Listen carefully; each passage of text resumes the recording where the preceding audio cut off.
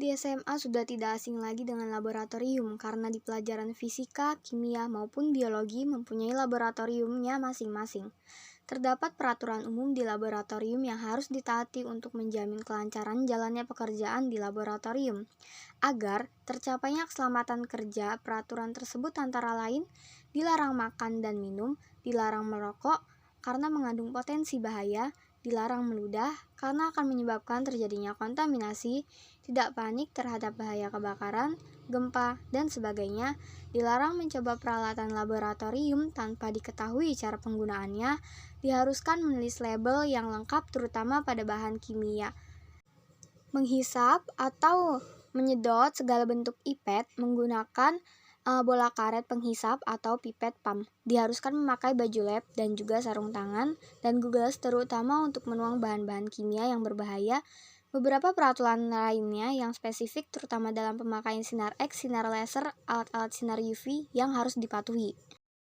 Ringkasan yang bisa saya pahami pada pembelajaran teknik laboratorium pada hari Jumat tanggal 27 Agustus tahun 2021 adalah proses belajar siswa yang harus aktif, pengenalan laboratorium yang berarti tempat bekerja menurut Sarta World English Dictionary pada tahun 1999.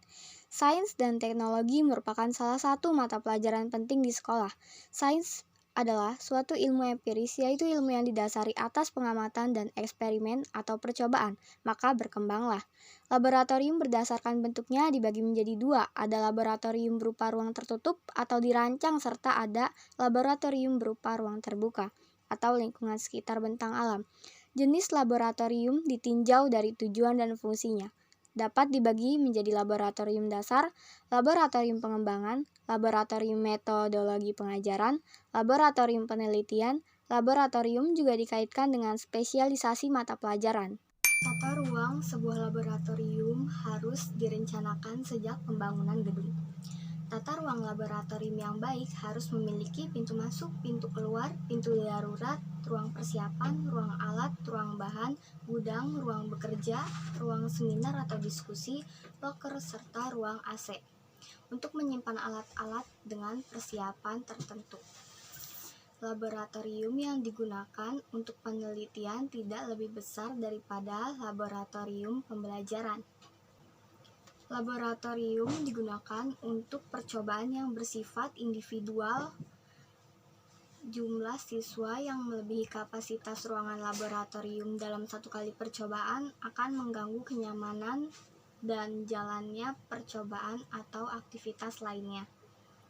Pengaturan yang saya bahas termasuk pengaturan untuk lab biologi di perguruan tinggi dengan perkiraan dimensi ruang kurang lebih 8,5 meter kali 8,5 meter, kapasitas 32 siswa plus 1 dosen, memiliki perlengkapan meja demonstrasi, meja kerja, lemari penyimpanan, stasiun layanan, kursi, papan tulis, exhaust fan, alat pemadam kebakaran.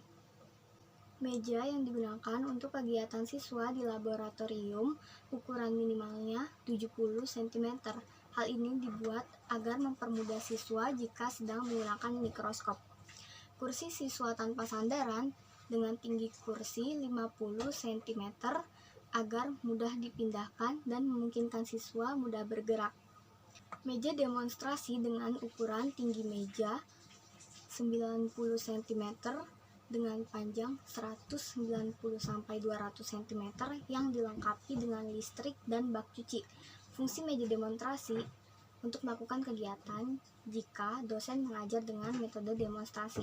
Meja dinding dibuat secara permanen dengan bagian atas terbuat dari keramik dan bagian bawah dibuat pintu kecil dengan sisi yang berlubang agar tidak lembab.